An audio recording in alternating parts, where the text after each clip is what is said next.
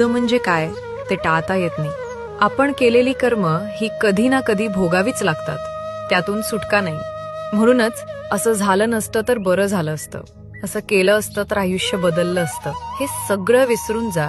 कारण जे झालं ते तसंच होणार होतं. ते आपल्या पूर्वीच्या कर्मफळाचाच परिणाम असतं. कंसाचा वध केल्यानंतर जेव्हा श्रीकृष्णाने वासुदेव देवकीची कारागृहातून सुटका केली, तेव्हा देवकी भावुक होऊन म्हणाली, कृष्णा, तू स्वतः परमेश्वर आहेस ना, तर मग तू कधीही कंसाचा वध करून आमची सुटका करू शकत होतास. मग 14 वर्ष आमचं दुःख का वाढवलंस? यावर श्रीकृष्ण हसून म्हणाले, माते, गेल्या जन्मी तू मला 14 वर्ष वनवासात का पाठवलं होतंस? देवकी चकित झाली. ती म्हणाली, मी तुला वनवासात कधी पाठवलं?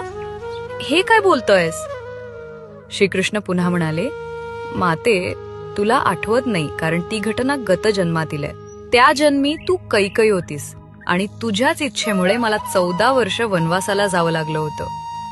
हे ऐकून देवकी अधिकच थक्क झाली आणि म्हणाली, अरे, जर मी कैकई होते तर त्या जन्मी कौसल्या कोण होती?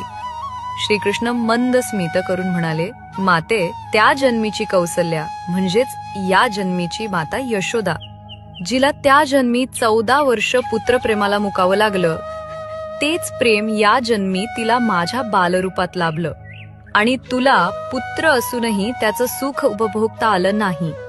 श्रीकृष्ण पुढे म्हणाले, माते, प्रत्येकाला आपल्या गतजन्मीच्या कर्मांची फळं भोगावीच लागतात. त्यातून देवदेवता देखील सुटू शकत नाहीत. मग आपण सामान्य माणसं काय?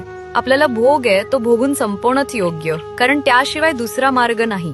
गतजन्मातील पाप ही भोग रूपानं समोर येतात आणि ती भोगल्याशिवाय नाहीशी होत नाहीत. कृष्णं वंदे जगद्गुरुम.